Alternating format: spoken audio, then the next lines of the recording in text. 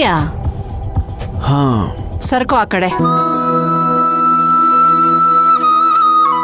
ಏನಪ್ಪ ಅಂತ ಗಹನವಾದ ಯೋಚನೆ? ಏನಿಲ್ಲ ಬಿಡಮ್ಮ. ಏನು ಇಲ್ವಾ? ತಗೋ, ಹಾಗಾದ್ರೆ ಊಟ ಮಾಡು. ನೀನ್ ಯಾಕೆ ತೊಂದರೆ ತಗೊಳಕ್ ಹೋದೆ? ನಾನೇ ಅಲ್ಲಿ ಬಂದು ಊಟ ಮಾಡ್ತಿದ್ನಲ್ಲ. ನಾನ್ ನಿನ್ನ ಎಷ್ಟ್ ಸರಿ ಕರ್ದೆ, ನೀ ಆ ಅನ್ಲಿಲ್ಲ ಓ ಅನ್ಲಿಲ್ಲ. ಏನೋ ಕೆಲಸ ಮಾಡ್ತಿರ್ಬೇಕು ಅನ್ಕೊಂಡು ನಾನೇ ಅನ್ನ ಕಲ್ಸ್ಕೊಂಡ್ ಬಂದೆ. ತಗೋ ತಿನ್ನು.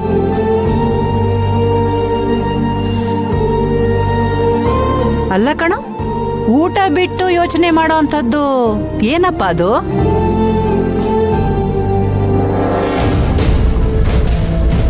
ಒಂದೆರಡು ವಾರದ ಮುಂಚೆ ನನಗೊಂದು ಕುರಿಯರ್ ಬಂದಿತ್ತು. ಅದು ಎಲ್ಲಿ ಹೋಯ್ತು ನನಗೆ ಗೊತ್ತಿಲ್ಲ.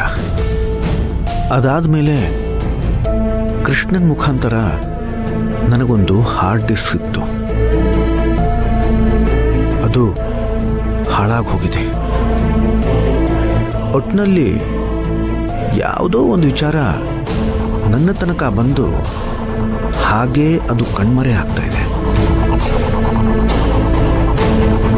ಈ ಕುರಿಯರ್ ಯಾರು ಕಳಿಸಿದ್ದು? ಆ ಹಾರ್ಡ್ ಡಿಸ್ಕಲ್ಲಿ ಏನಿದೆ?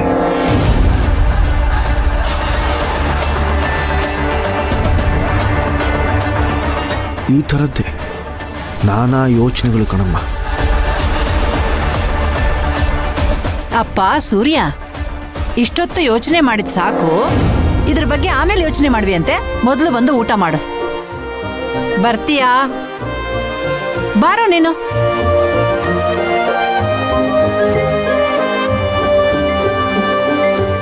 ತಗೋ, ಮೊದಲು ಊಟ ಮಾಡು. ನೀನೇ ಕೈ ತುತ್ಕೊಡು.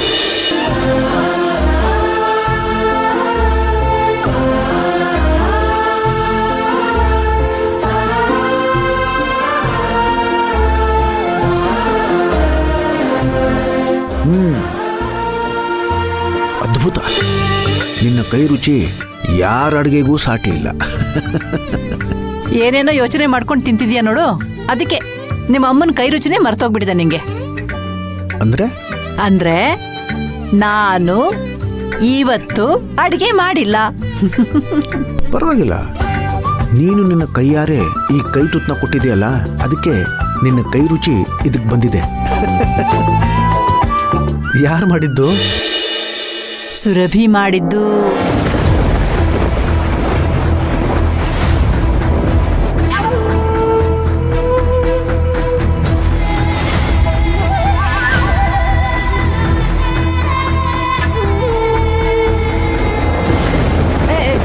ಸೂರ್ಯ, ಸೂರ್ಯ ಏನ್ ಮಾಡ್ತಿದ್ಯಾ ನೀನು?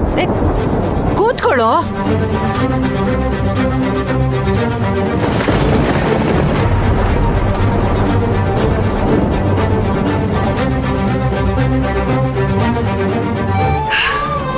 ಇನ್ನು ನನ್ನ ಮೇಲೆ ನಿನ್ನ ಅಭಿಪ್ರಾಯ ಬದಲಾಗಿಲ್ಲ ಅನ್ಸುತ್ತೆ.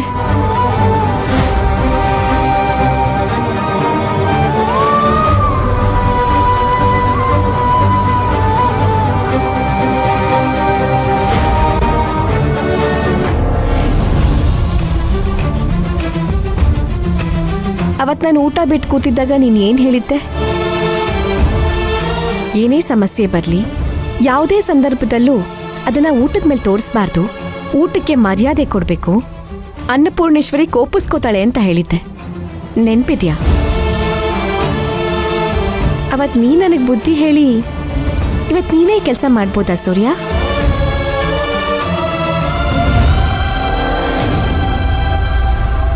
ಊಟಕ್ಕೆ ನೀನು ಕೊಡೋ ಮರ್ಯಾದೆ ಇದೇನಾ?